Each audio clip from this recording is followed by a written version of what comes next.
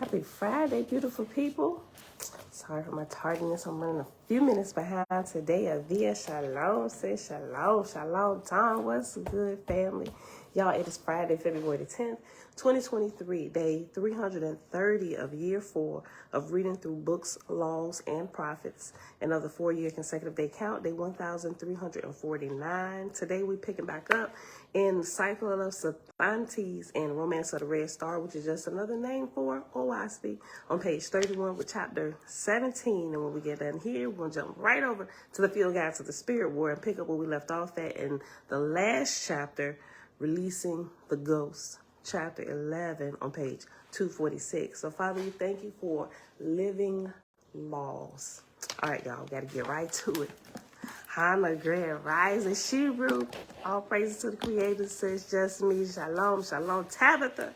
Hey, girl, hey, and everybody else already here hanging out in the background of both places, Facebook and YouTube. Top of the day to you. Ima shalom. All right, let's get started, y'all. Chapter 17.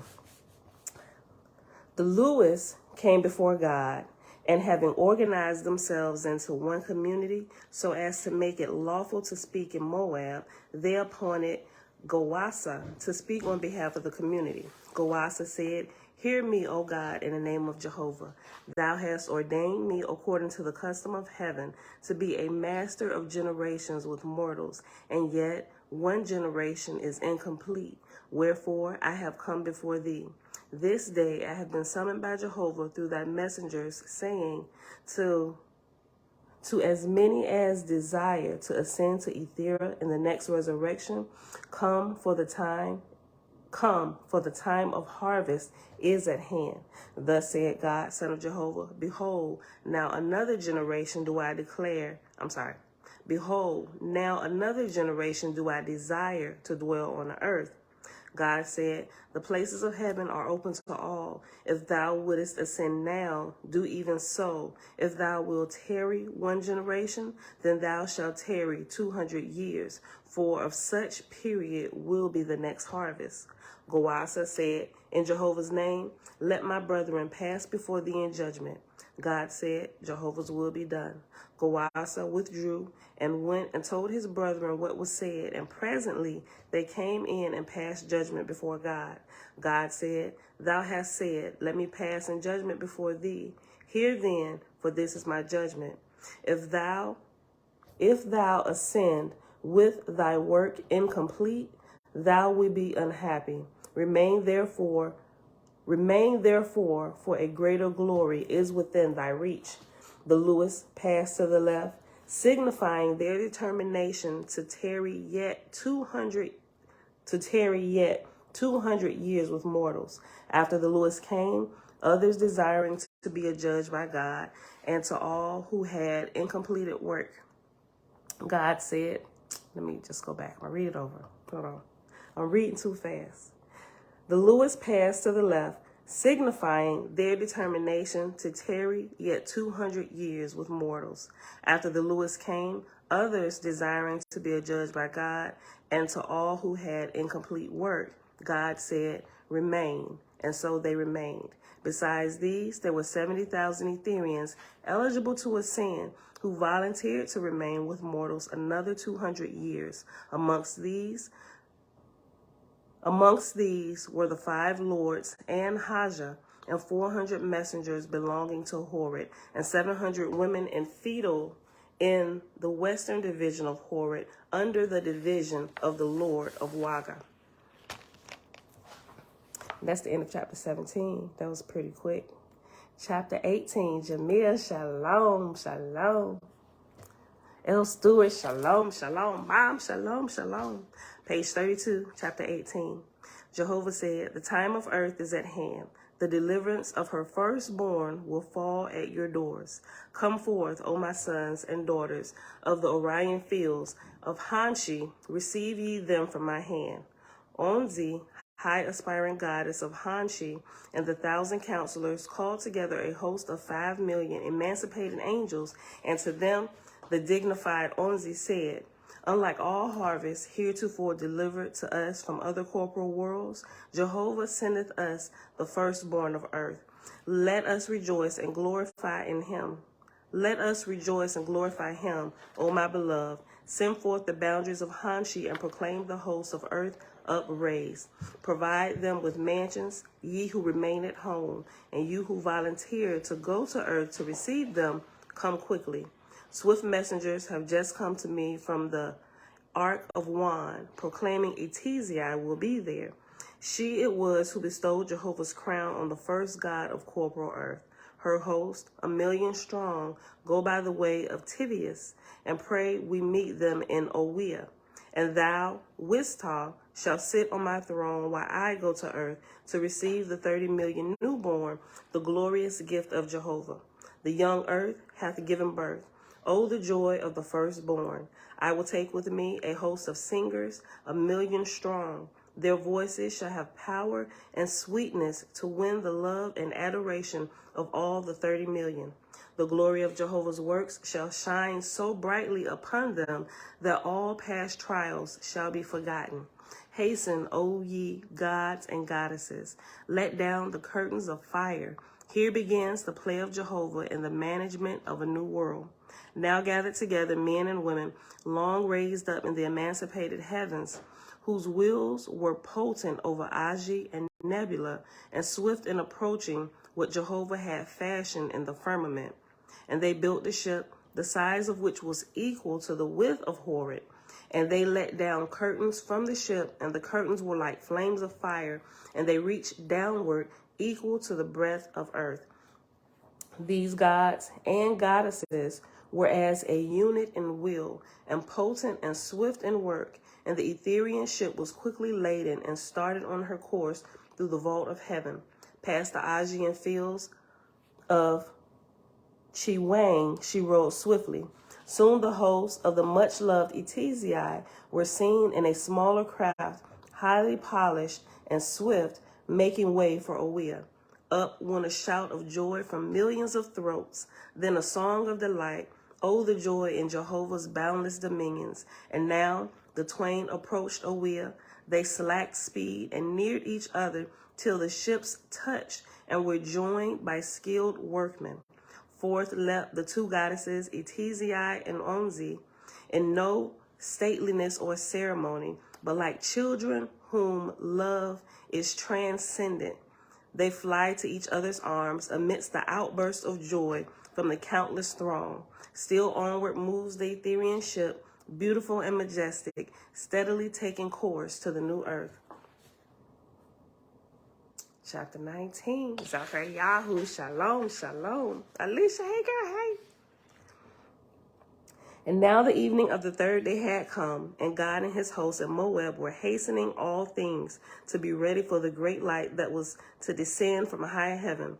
The 90,000,000 angels looked upward, waiting and watching, and many a one who remembered Etizai of 200 years ago wondered if she would return in such glory as she displayed when she came and crowned God by Jehovah's command.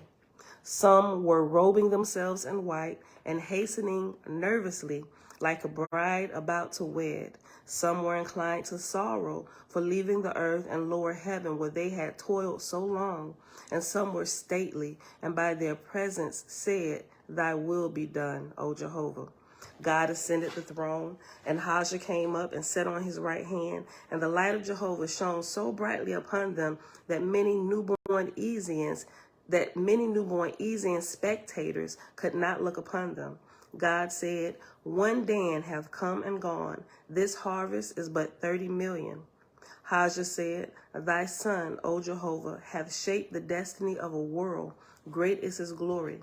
A light of golden hue gathered above the throne, taking the form of a triangle, and there was engraven on each corner a single letter which read, IOD.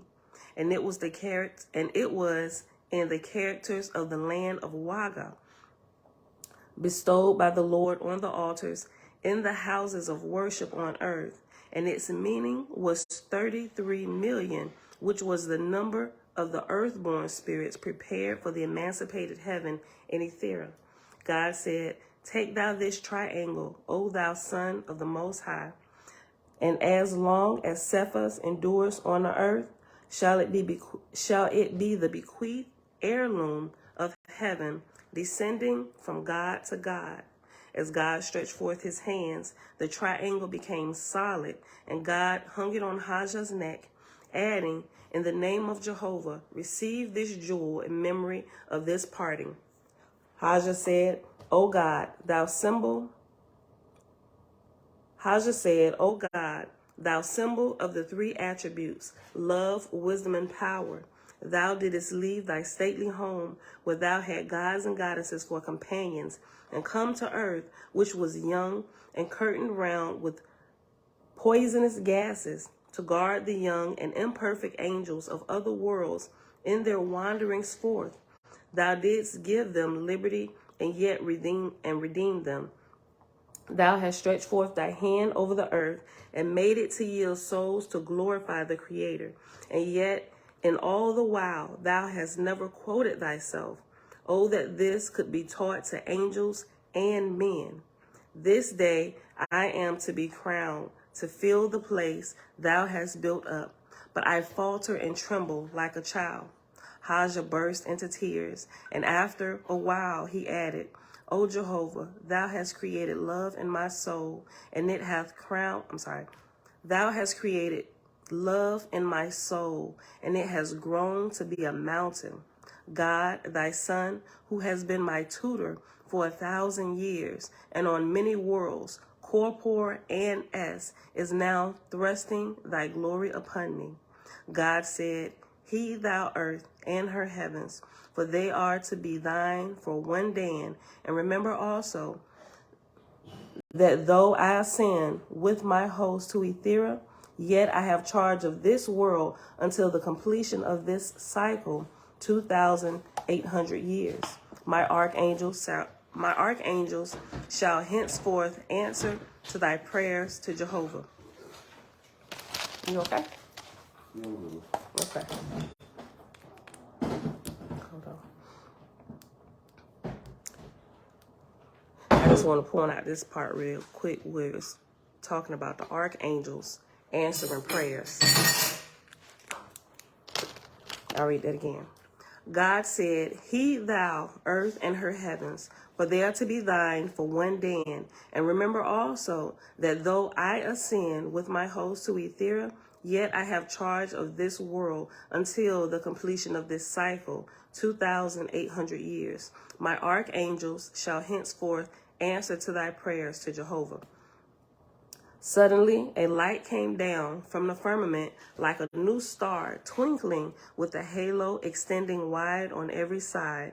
All eyes were turned up, full of expectancy. Hushed and still, the 90 million stood. Presently, the star assumed a brighter phase and spread its halo onward, with horns descending like a crescent, such as is formed in sacred worship when a god is standing in the midst. Larger and larger the light grew, and tremulous and waving like sheets of fire. Then shot down toward Horeb and Moab 3 rays of light, piercing and in advance of the central orb. And there were 3 rays of red, blue, and yellow, but the crescent beyond was white, and it shone abroad over the heavens, so that the corporal sun and the stars in the firmament were invisible. And beholding the majesty and grandeur of Jehovah's host descending, millions of Ezians in the lower heavens broke and fled. Some ran and hid to avoid the threatening light. For such is the magnifying, For such is the magnifying power of Etherian flame, that all dark thoughts and hidden evil lurking in the soul are magnified and made so plain that even the dumb can read them through. Millions of Etherians on God's staff had seen such scenes before, and now stood as they riveted by the joy within them. To them clung the newly raised from the earth, who had known no other heaven. From these there arose millions of whispers, saying, "It is like a new death, like a new birth. Behold, a man dies on the earth, and his spirit findeth itself in another world. And now again we are going to still another world." Okay, another. Quickly now came the great light, and 3 rays projecting, and these were the orders of marshals from the Aegean fields of Awil and Hanshi. Lord, I hope that's my oldest son. He sneezing and hacking and clearing his throat. Oh my gosh. I hope he ain't coming down with no bug. All right. Quickly now came the great light, the 3 rays projecting, and these were the orders of marshals from the Aegean fields of Awil and Hanshi, and they were of marshals, and there were of marshals 1,000,000, and they cast the curtains round about to cover all of the great kingdom of Horeb. Chief of the marshals was Ajin, and next to him were 5 sub-chiefs, and next came 1,000 tributary chiefs, who were masters of the ceremonies, and they came in the center of the 3 great rays of light, descending swiftly and direct toward the throne of God. And the substance of the rays of light was like curtains of cloth, one end of which reached up to the now near approaching crescent sea of fire. When the great ship was nearly touching the pillars of fire surrounding Moab, its speed slackened a little, and it came more and more slowly. The chieftains leaped from the ethereal flames and stood at the foot of God's throne, saluting in Jehovah's name. God and Hajah stood up and answered the sign. Then descending, went to the left and right of Ajin, and Ajin sat upon the throne, and the voice of Jehovah spake through him, saying, Hold up your heads and rejoice, O my sons and daughters. Behold, I come in a flame of fire. I am here and there throughout the place of heaven. Boundless I gather together, and I put asunder the loves of mortals and angels. For they shall go abroad in my firmament and behold my glorious works. Down to the corporal world I descend and carry hence the loved. I will make all people look up to my kingdoms. Down to the lower heaven I come in ships of light, curtained about with ethereal mantles, and gather in my harvest of new births to higher worlds, more radiant. My host below shall look up and glorify my everlasting splendors. I give the tear of grief and sorrow and pity, but in its flowing forth I come with holier light and power to stir up the souls of my people. For they shall learn to speak to their Father, who hears their cry and is full of love. My joy is in the birth and growing up of souls, and in the joy of their joys, and in the proclamation of their adoration for my boundless universe. I call to them in darkness, and they come forth. When they halt in the darkness, I call again, and I send my high-raised angels to them, and they call also. Yea, I fill the sky with splendor, with the splendor of my works, that I may stir man up to rise and enjoy the things I have made.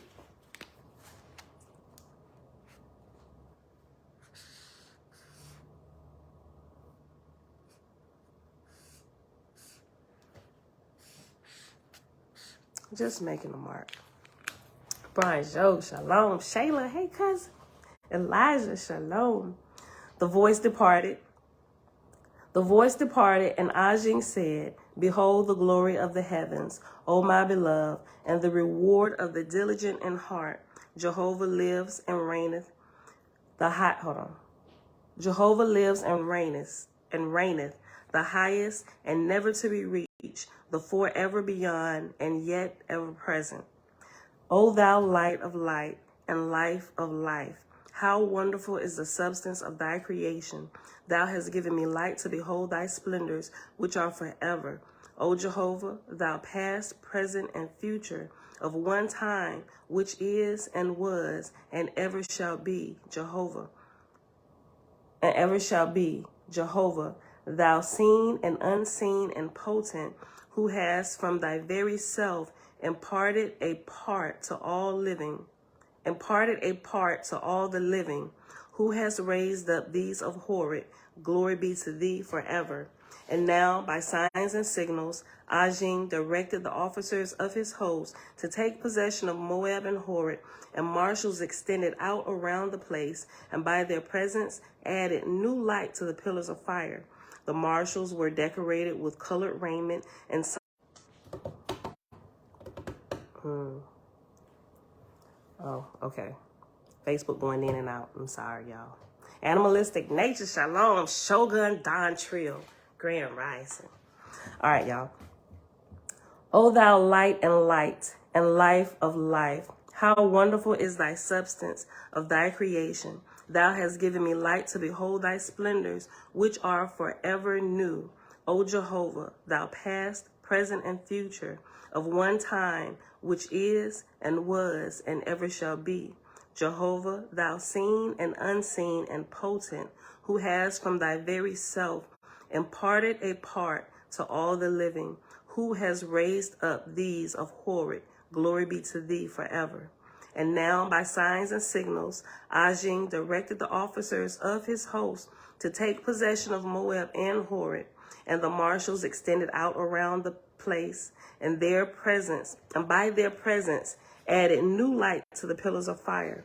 The marshals were decorated with colored raiment and signs and symbols, denoting the places whence they came, and their ranks as gods, and the experience they had passed through. And when Ajin ceased speaking, the music of the host of angels, who had been chosen to make music for the brides and bridegrooms, filled all the place of Horeb, first faintly and far off. The work of the marshals was in keeping with the time of the music, and as the music drew nearer and stronger, the marshals descended and filed off to their respective places.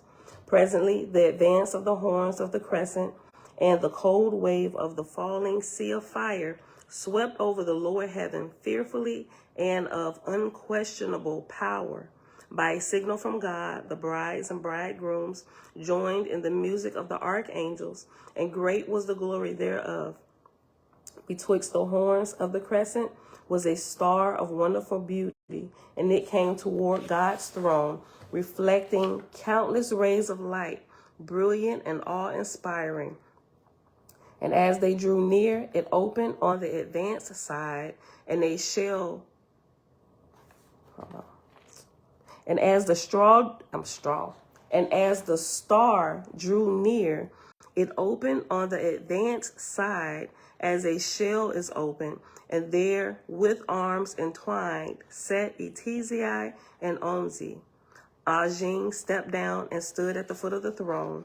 Masters of the inner temple gathered about the star and unrolled a carpet reaching across the threshold, and the two goddesses stepped forth from the crystal cushion within the star and glided as if on a ray of light up to the judgment seat of Jehovah.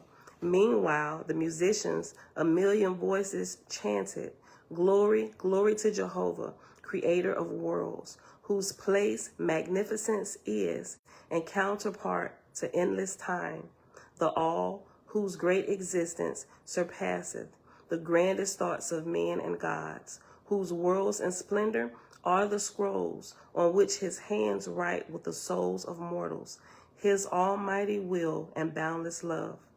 Then the millions of gods and goddesses formed a mighty amphitheater in which Moab, with its 33 million brides and bridegrooms of Jehovah, occupied the arena, themselves arrayed in white, but differently from the redeeming hosts from the Etherian worlds. In time to the music, without a word of command, moved the hosts as one person, and each as a shining crystal in the place allotted, and all as perfect as if Jehovah had made each a special work of wonder to inspire man with reverence for the talents he had created withal. Now when the music ceased, all was still. The throne was in the east, facing the west. The host of Moab who were the brides and bridegrooms of Jehovah, occupied the lower place, and the Etherians surrounded them on all sides, raising higher and higher in the distance. God and Haja met the goddesses at the foot of the throne. God knew Wanzi 100 years. God knew Wanzi hundreds of years before in other worlds, and he remembered Etizai, who had crowned him 200 years ago. So also did Haja know Etizai and Onzi. When they met, they all saluted by touching the right hands, and immediately the gods ascended to the center of the throne, and God went on the right hand and Haja on the left. Etizai and Onzi looked hopefully on the brides and bridegrooms. Presently the voice of Jehovah spake out of the light of the throne, saying, Soul of my soul, substance of my substance, created I man out of my corporal self, clothed I him with flesh and blood and bones. Man's spirit I gave from out of my own spirit, and I quickened him to move on the face of the earth. God and the brides and bridegrooms responded, being moved by the all light. Out of corpora I came, quickened by Jehovah's ever-presence. By virtue of his love, wisdom, and power came I into the world. To Jehovah all glory is due forever. Again, Jehovah spake, a time I allotted to man to grow, to attain love, wisdom, and power, a time to rejoice, a time of sorrow, a time to beget offspring, and know a father's care and love. To him gave I attributes of my attributes, that man might know me and my love. Response. By the bondage of my love to my begotten, do I know my Father lives and reigneth, and will watch over me forever. Excuse me.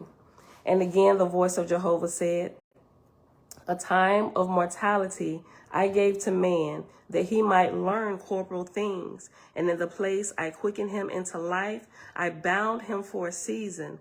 But when man hath fulfilled his corporal life, I provide death to deliver him into a new world. Response.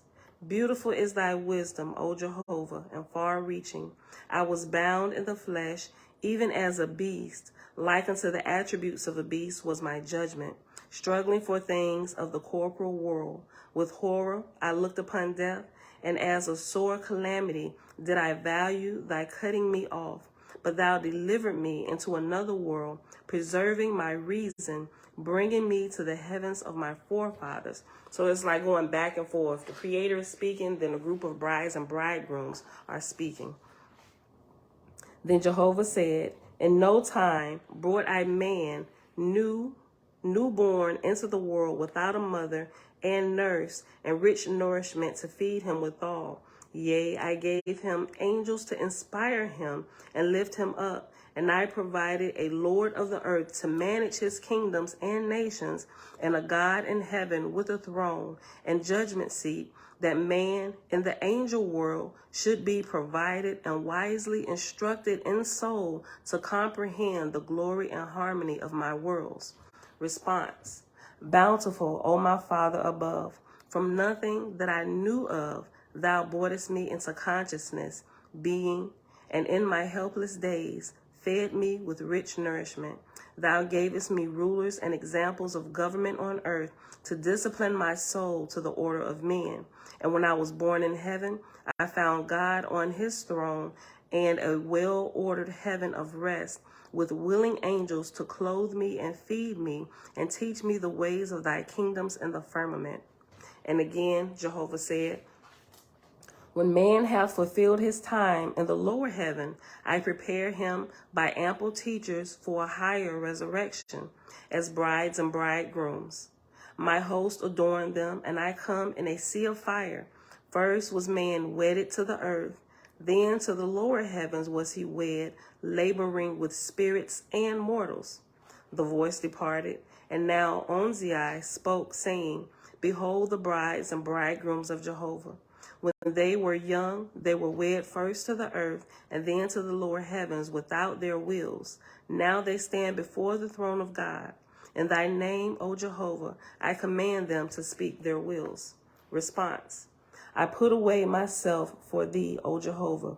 Make me one with thee. I put away the earth for my kingdom's sake, O Jehovah. Make me one with thee. I put away thy lords and thy God, O Jehovah, for sake of thee. Thy Lord and thy God raised me up and made me strong. But lo, the small spark of thyself within my soul hath grown to be a giant, bowing to none but thee, O Jehovah. Make me thy bride or bridegroom, or Jehovah. 1Z said, the lame and the weak shall have a crutch, but the glory of the Father is to see his brides and bridegrooms walk alone.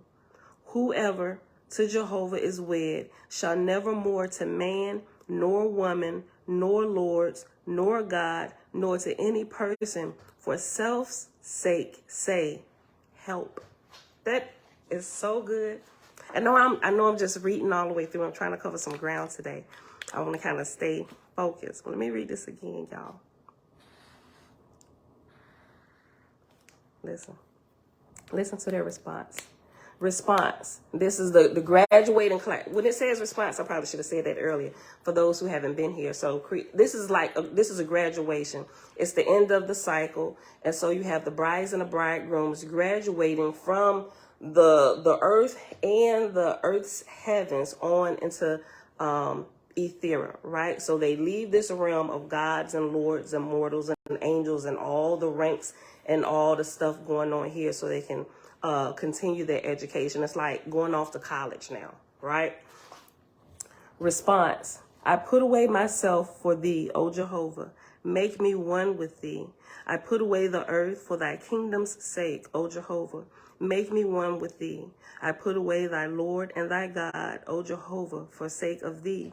Thy Lord and thy God raised me up and made me strong. But lo, the small spark of thyself within my soul hath grown to be a giant, bowing to none but thee, O Jehovah.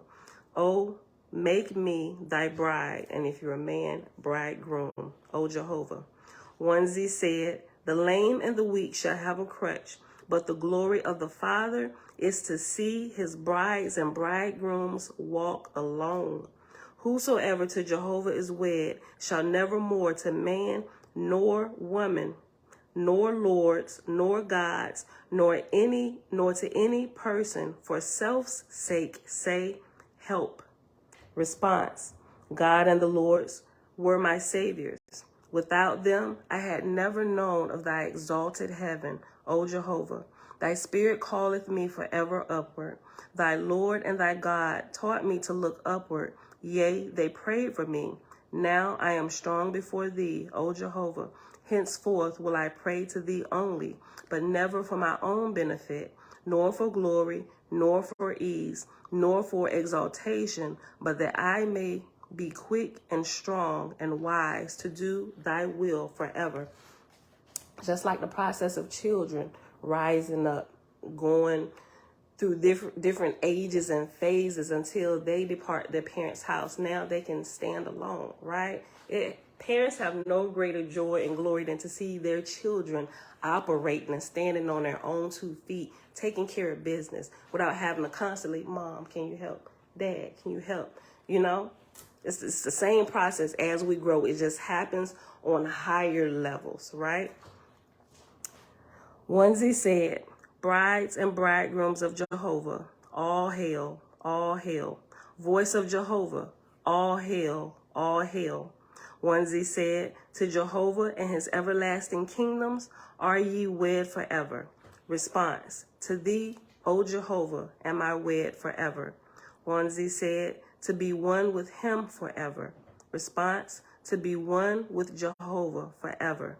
The voice of Jehovah said, they shall judge from my judgment seat. In them shall my wisdom shine, for they are mine forever. Response, henceforth I will consider thee first in all things, O Jehovah, forever. The voice said, behold, I have woven a crown for them, adorn them in my name. Response, I will have no crown, save that which is woven by thee, O Jehovah. For thy glory will I wear thy crown forever. The voice said, behold, they that were my sons and daughters have become my brides and bridegrooms. Response, I am Jehovah's forever. Onesie said, pass before the throne, O my beloved. The testimony of Jehovah awaited his redeemed. Ye shall dwell in the emancipated kingdoms forever. And now the host of brides and bridegrooms passed singly before the throne of God, the whole 33 million. And the Essenars chanted a hymn of glory. And there came down from the firmament above the midst of yellow, blue and red, and the midst fell into the archangel's hand, who stood about the throne, and by them were woven into crowns, which were placed on the heads of the brides and bridegrooms as they passed. And on the crowns were the words, and one brought forth, delivered in Hanshi. As the host passed in front of the throne, Onesie said, by that which springeth out of the earth is the atmospherian, by that which springeth out of the earth is the atmospherian fed and clothed, but the Etherian draweth from the Etherian worlds. Behold, the crowns of the earth and of the lower heavens are but symbols of love, wisdom, and power. But that which I bring from Jehovah's kingdoms containeth real virtue. And lo and behold, the brides and bridegrooms became as archangels by virtue of the crowns from Jehovah's hand. And that is the end of that chapter. That was pretty long. That was chapter 19. We're going to pause. No, hold on. 19. Yeah. Yeah. 19. Wait.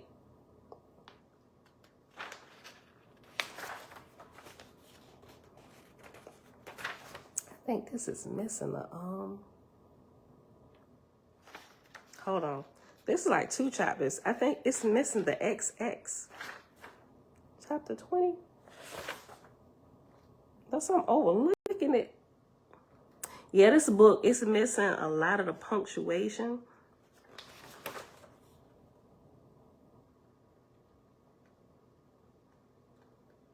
And the XX. I don't see it for chapter where it shows where chapter 20 begins. Because I know it don't go from chapter 19 to chapter 21. But anyway, okay. So we pause right here on page 37. So there was 2 chapters. I know it is. It's so beautiful, Dawn, ain't it? So beautiful. Okay, we'll pause right there. Where we at? 38 minutes? Okay.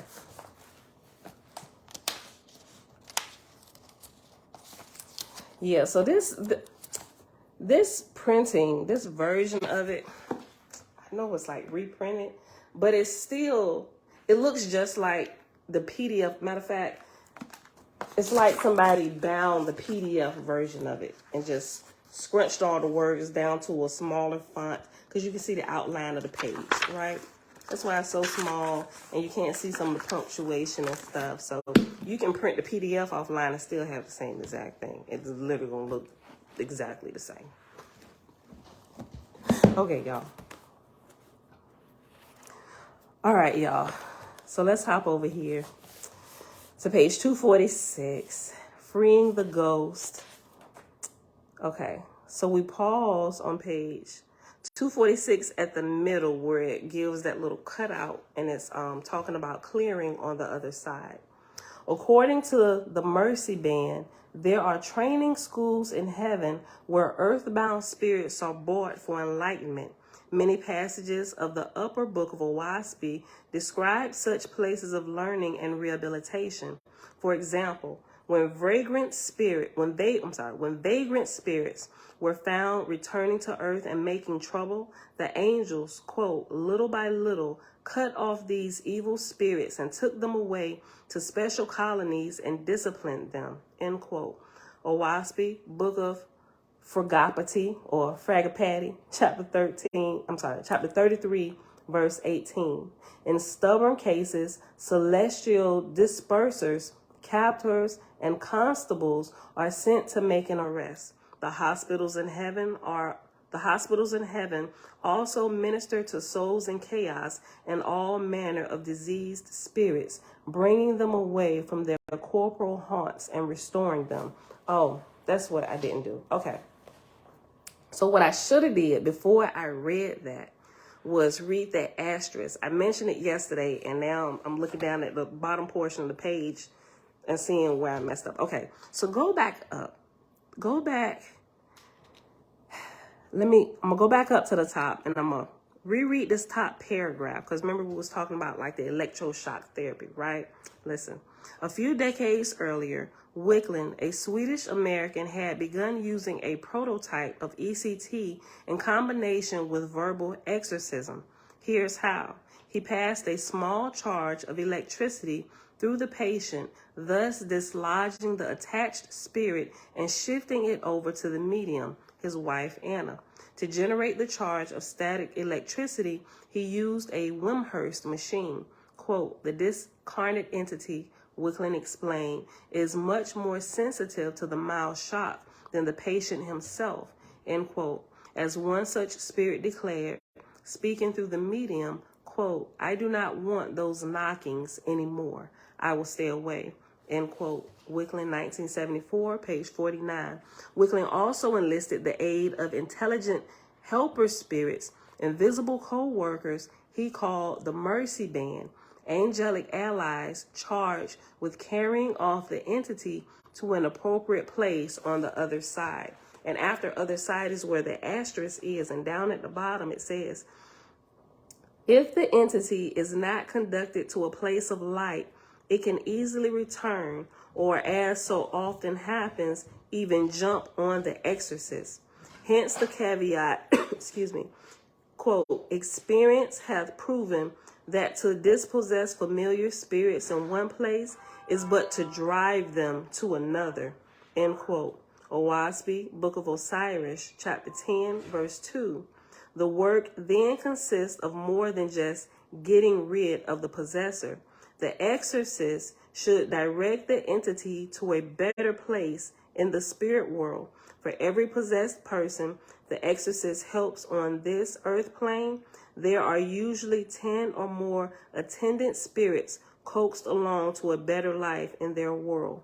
Quote, spirit release not only heals the client, it heals the attached spirits, end quote. Betty, 2010, page 4. So, and that's something you don't really hear a lot in deliverance ministries. When somebody is set free from a possessing entity or a demon spirit, they just looking at getting this person free, completely ignoring and leaving the spirit that they didn't just booted out to wander around and find another host, right? So that part is really lacking, especially from the Christian side of deliverance ministry.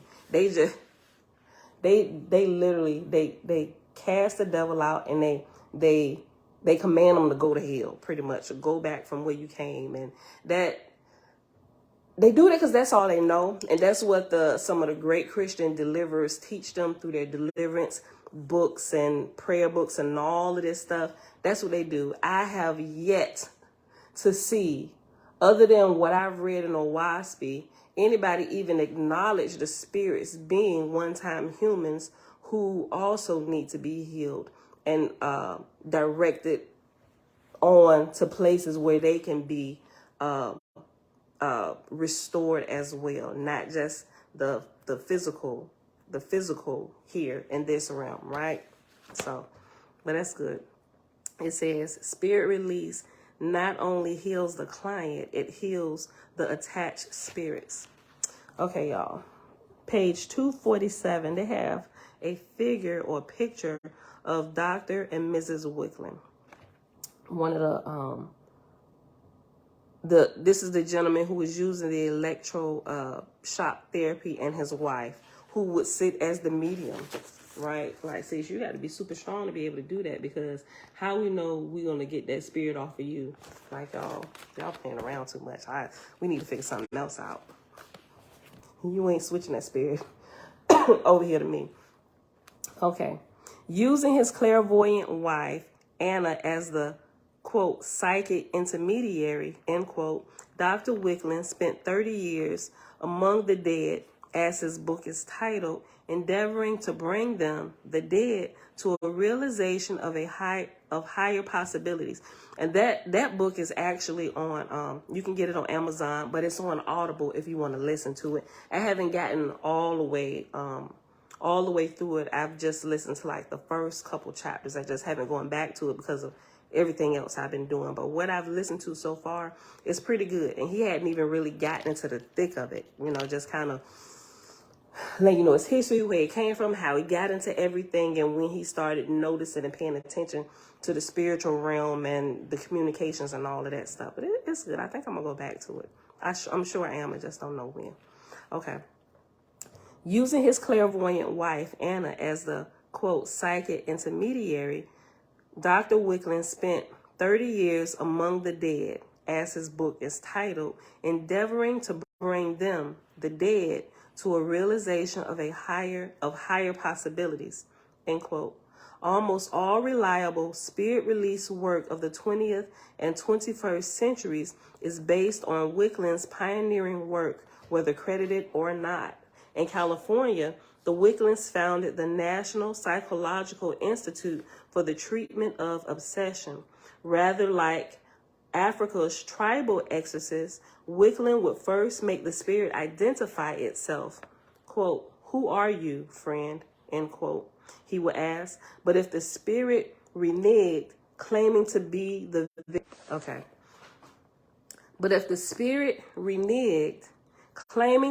very body of its host, Whirling would retort unflinchingly that Anna, quote, is a psychic sensitive who allows ignorant spirits like yourself to control her body, end quote. Yeah, see, I don't know. See, They had better known a whole lot, because after they was done removing that spirit, and you like, how can you willingly do that? You gonna willingly let a possessing spirit, okay, set no free, come sit in me for a minute, right? Like, tell me your plan before I can, in good conscience, even just allow you to do this while we testing this. Let's try and see this all the way to the end. Because what if it possesses you and you can't get free? What if there's a variable that comes into play when it possesses you or overshadows you that we haven't quite figured out yet? Are you willing to live with this, right? Like, you got to really have like a real conversation about this before you even engage into this type of stuff. Look, in California, the Whirlings founded the National Psychological Institute for the Treatment of Obsession. Rather like Africa's tribal exorcists, Whirling would first make the spirit identify itself. Quote, "Who are you, friend?" End quote, he would ask. But if the spirit reneged, claiming to be the very body of its host, Whirling would retort unflinchingly that Anna, quote, is a psychic sensitive who allows ignorant spirits like yourself to control her body, end quote. Whirling, 1974, page 44. A few more examples of Whirling's pattern. Quote, "You must realize that you have lost your physical body. You are only using our friend's body," end quote. "Now, my friend, I want you to understand your condition. You have lost your physical body and are now a spirit," end quote. Quote, "You cannot stay here obsessing this patient. You had better be humble and ask for help," end quote. The Whirling method of contacting, reasoning, persuading continues to this day in England's rescue circles. It was after a U.S. Army base in Saudi Arabia was hit by a Scud missile that one such circle was, quote, visited, end quote, by an Army sergeant who did not realize he had died. He was still barking orders to his men when one member of the circle cleverly suggested that he try to walk through the wall. And here's what's crazy too. Like, when, at least from some of the studies and stuff that I've read, you always want to be a Ghostbuster. I kind of do, but then I kind of don't, because I be getting spooked out sometimes, because I don't know. Let me know how it work out. Look, I often wonder, at least from like some of the cases and stuff I've read where people begin to engage with these spirits that are born in chaos or down the battlefield or whatever, I wonder, does it ever dawn on them that nobody is reacting to them, right? It's like they keep on trying. I guess there's a point when they realize, hey, ain't nobody hearing me. They just hang around the whole time, just listening, trying to engage, and it's like they being ignored. I'm like, it doesn't trigger you to let you know you've already passed on to the spiritual realm, or that something is majorly wrong here, right? Listen. The Whirling method of contacting, reasoning, persuading to this day continues in England's rescue circles. It was after a U.S. Army base in Saudi Arabia was hit by a Scud missile that one such circle was, quote, visited, end quote, by an Army sergeant who did not realize he had died. He was still barking orders to his men when one member of the circle cleverly suggested that he try to walk through the wall. This he did and said, quote, by God, you're right, end quote. After a while, the circle got him to look for spirit helpers on his side of life. In another session, they got an Iraqi-sounding voice plaintively crying out, quote, I cannot find paradise, end quote. For him, a helper arrived and he was taken in hand and led on his way. This case was described on the Spirit Release website. Unfortunately, it is no longer available. Of course, rescue work is nothing new. Quote, all over the third world, end quote, comments Dr. Stafford Betty, 2012, page 23. Quote, right down to the present day, spirits, both good and bad, are taken for granted as realities. Exorcisms are commonplace throughout South and Southeast Asia, Central and South America, and Sub-Saharan Africa. There is no place in the world where they are unknown, end quote. And spirit release has been going on for thousands of years. Here is a small sample of its international range. And I'm going to read this chart and we're going to pause after the chart.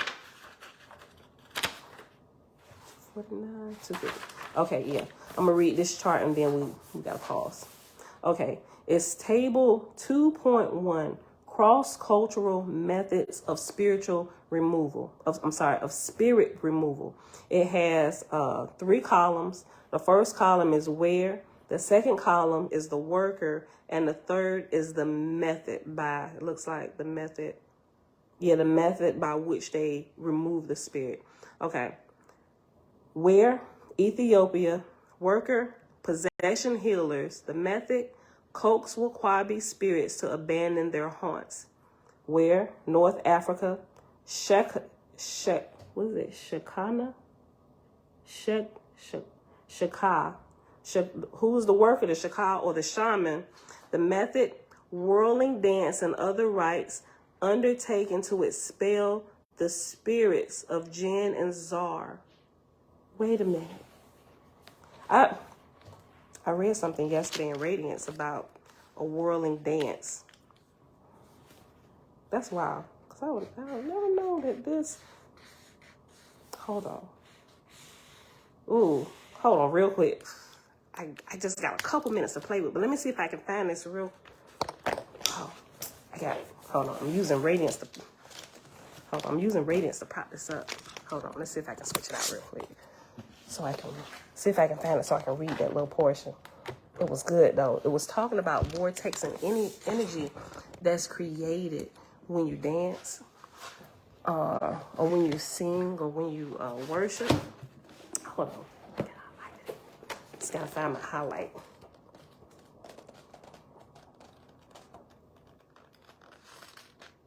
I hope I can find it. Hold on. So more towards the front.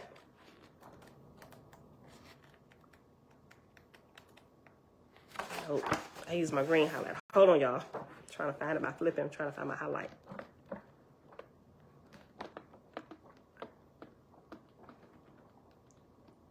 I don't even remember the page number.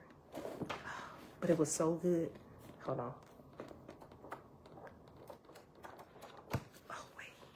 I don't think I was that far. Writing, your spiritual support team. No, not that far.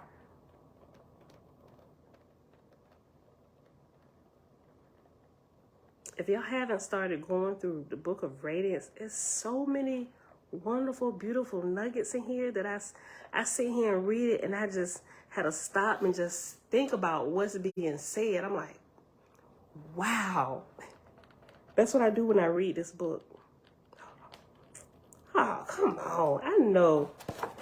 Hold on, y'all. Maybe I was further back. Imagine that, Dawn. How you think that person died? What you think? Be a builder? No, that was from the first time I read this. How you think that person died? You think that person was a Christian or somebody that died in the Muslim faith? Simply because they use the word paradise. I can't find paradise. Ooh, yeah. That'll send chills through your body. Ooh. Imagine they died thinking they was going to wherever paradise was for them. Imagine that, getting there and can't find, and not being able to find it, right? And then what they do, they just lodged on or engrafted upon the nearest, most available human being. And when they was found out, they said, I can't find paradise. Boy. How heartbreaking. Come on. Look, I use my green highlighter. Ain't no way I can miss that page.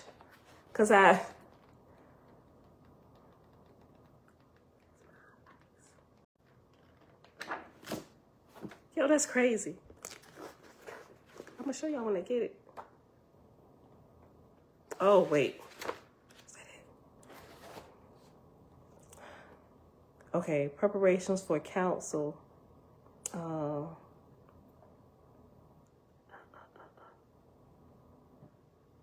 Yeah.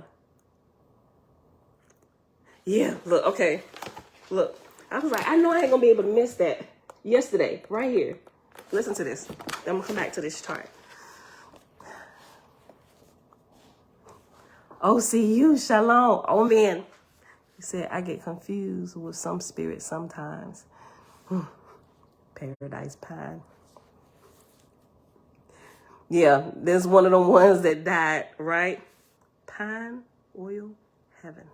Listen, it's on page 238, right? All of this was so good. I wanted to highlight everything, but if I use my highlighter to highlight everything, it's like I didn't highlight anything. So I was trying to be sparing with the marks of my highlighter, like up in here. Then I realized, because I started with one color, then I was like, oh, that's so good, I need that to stand out, so let me get another color. And then I started doing that. But everything in there that's not highlighted is so good, it's highlight worthy. But I was just like, you know what, let me just do this and just remember that all of this is good. Listen to this, page 238. Preparations for council. Actually, the portion above it, in service to the Creator, says, Jehovah reigns throughout the universe. Jehovah reigns in your soul. You are awake to his presence. You are aware of your oneness with him. Turn to him for light and guidance. Be an instrument of his light and love. You are a blessing. Love is your power. You are learning and growing. Mighty healing love flows through you to bless your world. You are a means of upliftment for many souls. You are doing the Creator's will. You think and act under his inspiration. The hosts of the Almighty support your efforts. Give them your faith and love. You are one with many in doing the Creator's will. You are strong in the light. You are true to the purpose. You are faithful to Jehovah. With all the force of your being, you are serving the All Highest, right? And so I read that because that kind of flows into this next thing, preparations for council. And you can see this, you can actually see this being acted out. And I think it was Brian Jogue in the group chat. He actually posted a snippet from the Law of One, right? The Law of One, where you can actually see what this is about to talk about. You can actually see this emotion all throughout that book, preparations being made before every daily encounter with the angelic host where they got downloads of information, right? But listen to this. Preparations for council. Light and sound come to you from above, inspiring you to do likewise. Many sounds that you make are also made by us in our council. Made by us in our council. That little gnat from my plant. All right, y'all, let me focus. Light and sound come to you from above, inspiring you to do likewise. Many sounds that you make are also made by us in our council. We have an advantage of numbers, therefore more talents to draw on. Light is formed by both music and by us putting our minds together to create something beautiful to glorify our Creator. We dance and swirl around our council room. So should you when the mood strikes you. Dancing creates vortices to be used in generating energy, to be used in spiritual healing, etc. I literally read this yesterday and I highlighted this very thing, not knowing that we were about to read this about North Africa, how the shamans use the whirling dance in their exorcisms or spiritual healing. Right here, look, I highlighted it. Hold on, let me show you. You can't make this stuff up. Right there. Dancing creates vortices to be used in generating energy, to be used in spiritual healing, etc. So as soon as I read that, it immediately triggered this. But let me finish reading this little part. We dance and swirl around our council room. So should you when the mood strikes you. Dancing creates vortices to be used in generating energy, to be used in spiritual healing, etc. Try not to resist urges to sing and dance, for these are opportunities in which you can glorify your Creator. It will be good practice for the time you will actually participate with us in our council room. Much can be said about your degree of attunement. The more time you spend in preparation for council, the more productive these sessions will be for you. We make daily preparations for our councils, so should you. Much energy goes into preparing the room and attuning ourselves. We find 15 minutes beforehand to be a good period for attunement. We always like to have extra time to prepare the council chamber beforehand also. Groups of us take turns in performing this task, and we relish our job of preparing the most inspiring chamber that we are capable of. We have regular contests each month and year to see who are the winners. This creates more interest and more original ideas in how to prepare the council chamber. And you will understand this once you start growing spiritually, you'll understand like the rankings and the different things of WASP teaches us. We'll know that a lot of time our inspiration comes directly from the Lords and gods who have charge over us here. And so while we're here and we can talk amongst each other, they also talk amongst each other and have counsel on how to help us further develop and grow, right? Just like in the business where you have employees and you have higher management, they have higher management meetings. And then we have meetings with the team and what our purpose is here and how to help everybody flow and function better to put out a service or a product to our consumer. Same thing in the household. You see this process happening in every area of life, no matter what industry, what nation of people, all of this is constantly happening, right? Hold on. Groups of us take turns in performing this task, and we relish our job of preparing the most inspiring chamber that we are capable of. We have regular contests each month and year to see who are the winners. This creates more interest and more original ideas in how to prepare the council chamber. We may decorate it with beautiful lights or rainbows or clouds or gossamer threads of liquid color or thunderstorms of light and sound. We also try to find or create the most original music We also try to find or create the most original music of inspiration and attunement. It is different each and every council. We always look forward to it so that we can experience the wonderful delights created for us by our co-workers. Your councils do not have to be dull either. Come come up with some decorations or new music or things to do in each council. You will be amazed at what you can come up with to enhance your participation in councils daily. So I was like, this is amazing.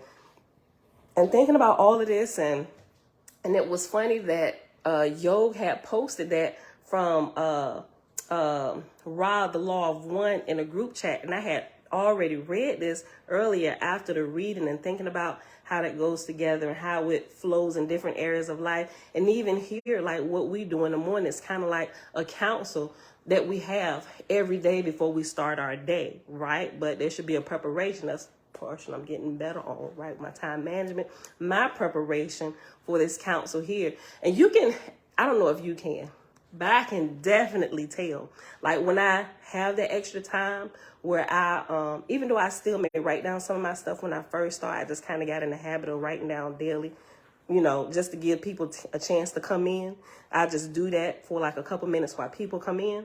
But I find that when I'm well rested and I actually get up on time earlier at my time that I designated for myself to get up so I can, you know, do my exercise and my morning personal devotion with the Father before I come here, that flow that happens when I do that and I prepare, it is so fire that day. And I'm just like, oh, clearly. And I'll be talking normally, but I can tell it's like when whether you want to say overshadowing or when the spirit hits me, although I don't be acting all crazy, it flows out of me in humor.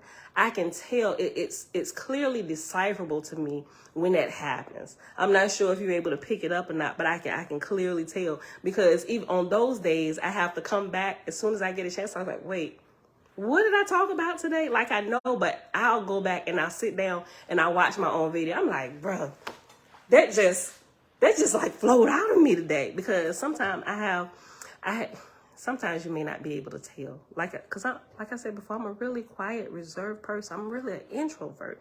Can't really tell it from my morning videos, but I don't really talk a lot for real, if you can believe that. But I find it hard sometimes to put words together and express outwardly what's up here. But sometimes in the mornings though, when I have that and like I prepare appropriately, it just like flows out of me. And I'm amazed sometimes how even when I speed up and I talk fast and how some words just that flows together, I'm like, clearly it was creative speaking through me. I couldn't have said that. I wasn't even thinking about that.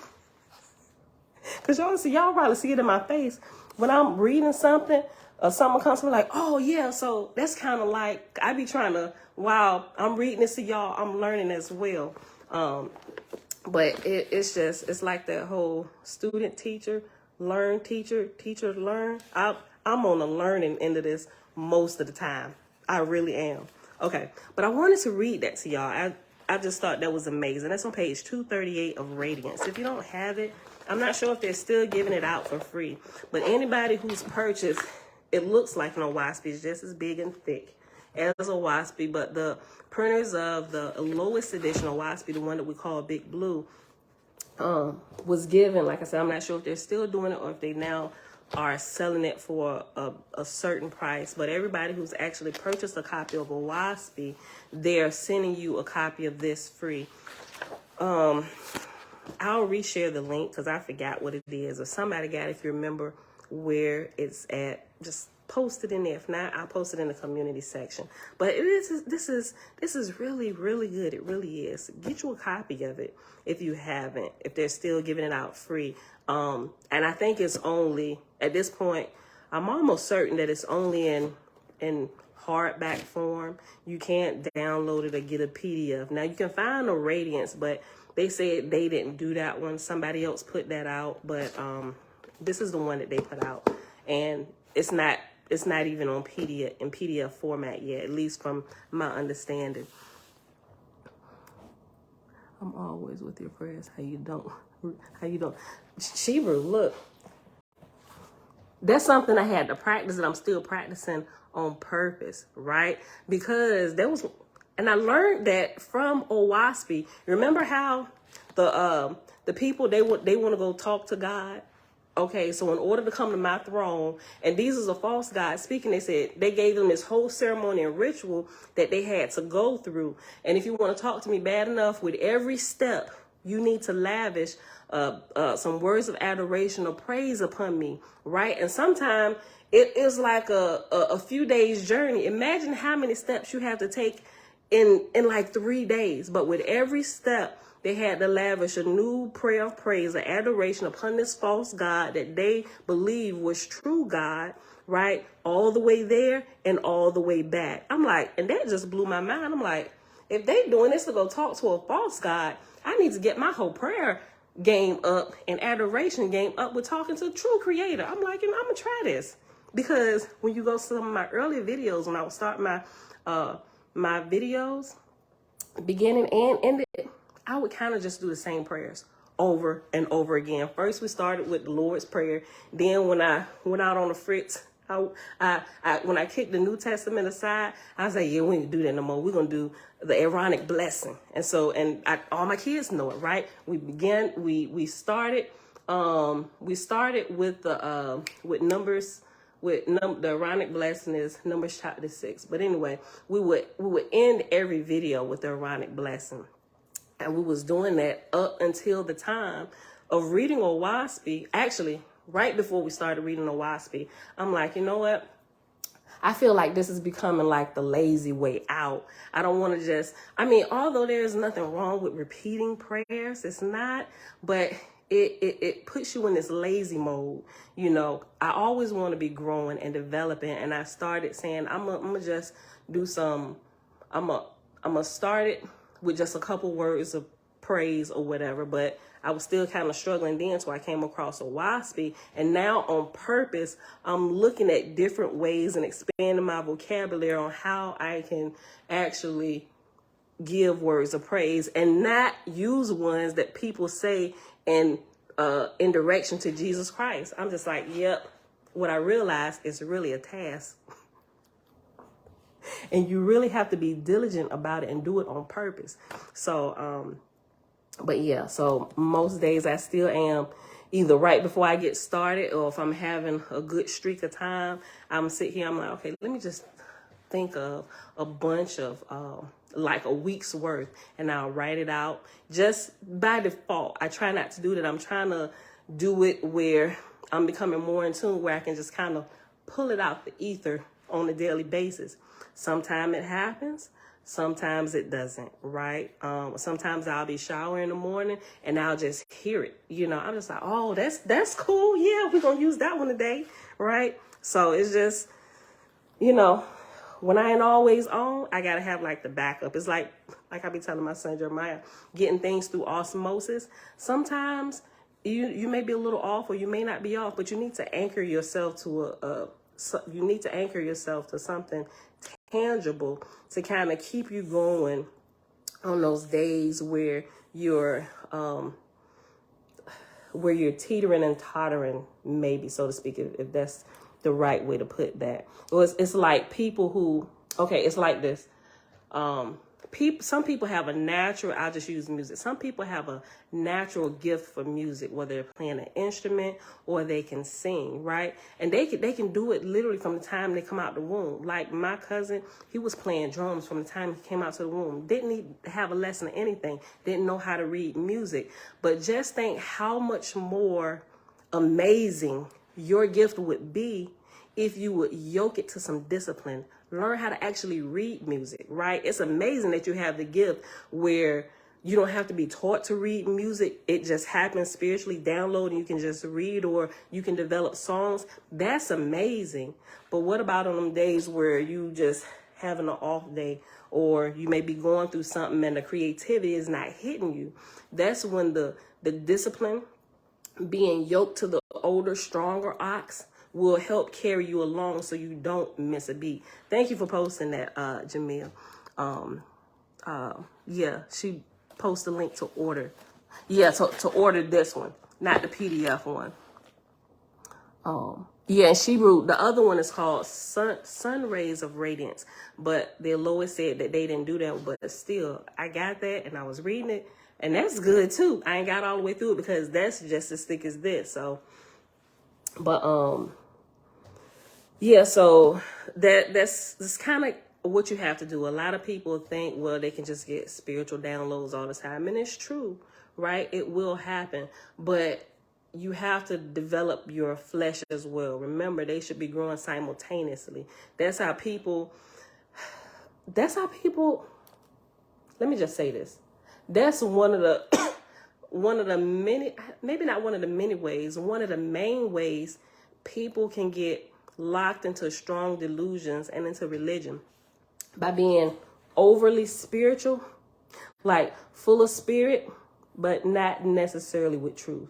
Like you can be full of spirit and ignorant, like the scripture in the New Testament saying that those who worship the Father must worship him in spirit and in truth, right? A lot of times they get that spirit portion down, or at least they think they got it down, but they lack truth. And when they lack truth, their spirit is lacking as well. And also their spiritual gifts and talents. Just think how much more powerful they would be if they yoke their flesh to a discipline to help further develop their spirit and actually line it up with truth to make your discernment sharper so you can understand and see. And then you won't be so overly religious. Now you can speak from a place of truly understanding and authority without throwing that little extra in Jesus' name on it. Like, bruh, I'm walking, living authority. I don't need to say in Jesus' name. Like, I am the power. I'm the living power of the creator here, right? I don't need all the extra. Although you can and you got the credentials, you don't need to say it because real power don't need to announce that it's power, right? You don't go cut on your lights and before the light come on, we power and we about to come on. No, we're going to do what we do. Let's go, right? Let's go back to this cross-cultural methods of spiritual removal. Okay, let me finish this chart. Okay. Remember, we're talking about the different places where they deliver spirits who are overshadowing other people, right? Remember, it's where it happens, who the worker is, and the method of helping to release or exercise the spirit or kick the spirit out. Okay, where? Ethiopia. The worker, possession healers. The method, Coax Wakwabi. Wakwabi is another word for like demonic entities, spirits over in Ethiopia. Coax Wakwabi spirits to abandon their haunts. Where? North Africa. The Shaka or shaman.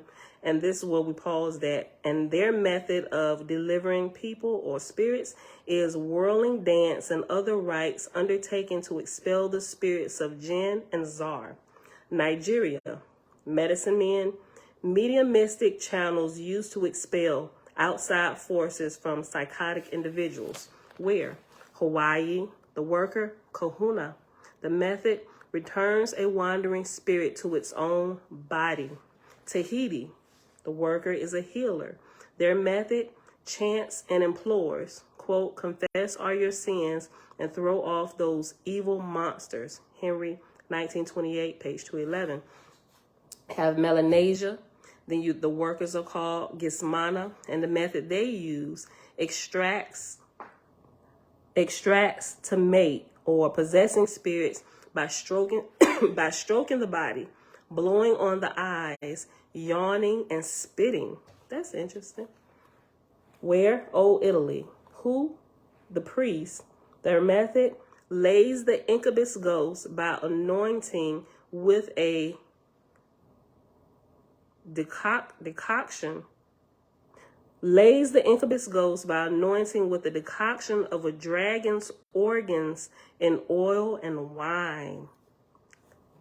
I got some questions about that. Where you get the dragon's organs from? And what specifically is your definition of dragon? Like a real dragon that flies in the sky and breathes fire? Like, first of all, how did you catch him and kill him to get his organs?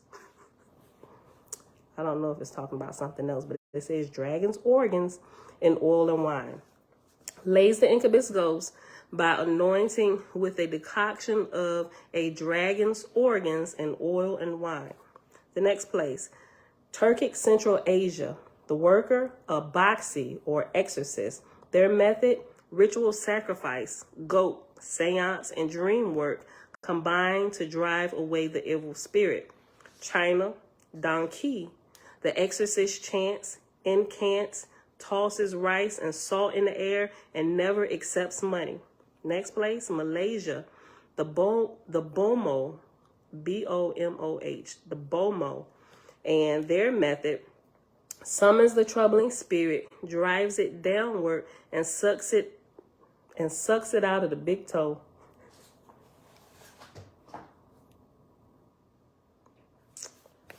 I got some questions about this too. I'm gonna just leave that there because it's gonna take me off for like another 30 minutes. The next place, Sri Lanka. The worker, Kata Dorala, or exorcist. The method, rite of sacred thread, wards off spirit attack. Where? Mexico. Worker, Macobero or white witch.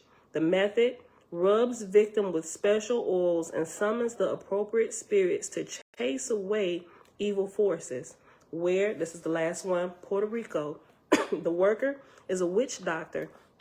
The method, mounts the molesting spirit, interrogates it, finds out why it is causing the difficulty, and then educates it. Crapazano and Garrison, 1977, page 423. That was an interesting chart. But that is where we will pause at today. Yes, Dawn, they said big toe. Could have been a Komodo dragon. It could be a Komodo dragon. I don't know. That's why I said I got so many questions. It could be a Komodo dragon, right? I mean, but how much more amazing if it was a real dragon? I really want a real dragon. I really do. There was somebody. I knew she was a witch. I just knew it. I knew it because don't nobody want no dragons but witches. What you gonna do with the dragon? Fly through the sky. What else? I'm being silly now, y'all. Let's go ahead and get out of here. I gotta go. I got a deadline, a real tight deadline to meet by the end of the day today.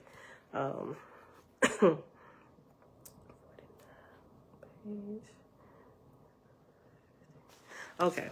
All right, beautiful people. So it is Friday, February the 10th, 2022, day 330 of year 4, reading through books, laws, and prophets. And of the 4-year consecutive day count, it is day 1349. We read pages 31 through 37 in Romance of the Red Star and pages 246 to page 249 in the Field Guide to the Spirit World. Father, we thank you that not only are your laws living, but we thank you that your living laws were created on the inside of us. There is something that I am going to read to y'all. It's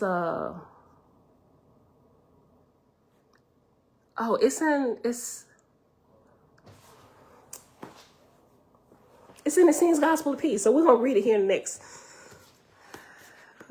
let's say a couple weeks. Oh, maybe not couple. Wait, how many? Let's see. How much long is this chapter? We'll probably be done with this. Okay. So this chapter has, let me count, 1, 2, 3, 4, 5, 6, 7, 8, 9. Got 9 more pages, but we got to read the appendix. The appendix is really good. The appendix is real short, so we'll probably be done with this by the end of next week, or probably before the end of next week, and then we're going to start the second half of the hour reading the Scenes Gospel of Peace. But it goes in there and it talks about how you read in the Holy Bible where they're having this argument about the scriptures being a dead work and the living God and all this stuff, right? But it gives some further detail that I thought that would have been really helpful to keep inside of the New Testament when they canonized it, because a lot of arguments that happen surrounding that passage would never happen, right? And even those who hold on to Torah for dear life and are afraid, I'm not going to say depart from Torah, but actually begin to live on higher laws and like pick it apart like we pick apart everything else, because that's been tampered with just like everything else. And what the Essenes Gospel of Peace brings out and teaches is that the law of Creator is not written in any book. Anything written in a book is laws of man. So all the stuff that we're reading, it's literally second and third hand information, because if it's written in a book, there's somebody that had to write it. Either they got it directly, which by the time it got to a book, is secondhand information. Books are always secondhand information, right? Or it could be they're at least secondhand information. But they said that the laws of Creator are living, and every law, every living law is created for living people, right? But everything in books and scrolls is all dead. And the Creator, you can decide. I'm just kind of summing it up. You can decipher the laws of the Creator because they're always living. They're always building you up and growing you, so to speak, right? And that's how you can decipher between the living laws of the Creator and the dead laws of man. Anything in a book is considered the dead laws of men, even if they're teaching you what the living laws are. What a lot of people tend to do a lot of time, and that's what religion does. Instead of, you go back to this, right? Remember the idols? The idols, it becomes idol. Now Torah has become an idol, right? It was never meant to become your idol, something that you cling on to whole dearly, like you literally ready to fight somebody for knocking your Torah scroll out your hand. Oh, don't let it touch the ground. It's so holy. No, G, you should be holy. That's paper that can be burned in a fire. The law is living. It never dies, and you should be walking in it, right? Your whole being should exude the living laws of the Creator, right? So that part, when we get to that, whew, it's so good. It shook me down to the deepest depths of my shanana, right? But I like how they explain it, because a lot of people in religion, our Hebrew brethren and sisterin, they cling on to words and fight over books like this is really it. It is not. It's simply a guide. It's simply a method by teaching you living laws. You shouldn't cling to these like, oh yes, I'm gonna keep them forever. No, you should be growing upon them. Don't keep them and make them idols and put them somewhere in your safe place to be looked at and admired. No, that's not the point of it all. But people have taken living laws, and they've taken living laws and bound people. How can I say it? They've taken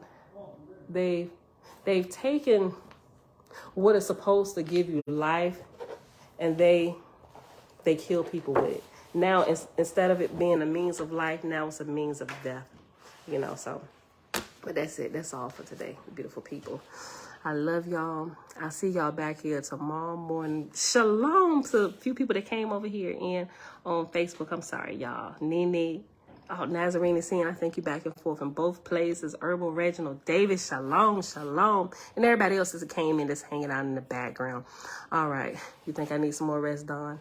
I do need some more rest, right? Because I was struggling this morning, y'all. That's probably why I kept reading straight through.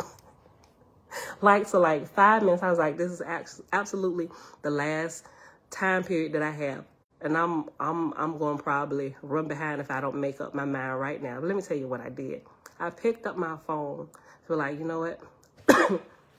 I can't do this today. I just feel heavy today. Right? I was like, it's going to show all of my face. I ain't even going to be able to do it. So I went to go pick up my phone. I was about to say, yep, video is not going to happen today. I'll see y'all tomorrow, 7:30. I went to pick up my phone to start typing. I was like, Pam, just get up and move.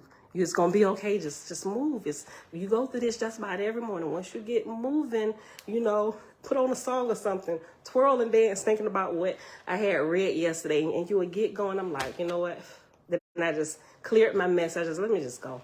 I'm going to be late. So, but yeah, I don't know. Need some rest, something. I don't know. I gotta keep refueling myself, because I find myself giving out a lot sometimes, and like if I don't on purpose guard my time where I get that quiet time and pour back into myself, everything just goes out of whack, right? All right, y'all. That's it for today. Yeah, dog, yes, this week here. All right. I love y'all. I see y'all back here tomorrow morning. Bright and early. It's the weekend. And we can't go over time. We're gonna start at 7:30, but I got school tomorrow. So we're gonna have to stop literally at the hour mark tomorrow. So I'll see y'all tomorrow. Bright and early, 7:30 a.m. Eastern Standard Time. Peace.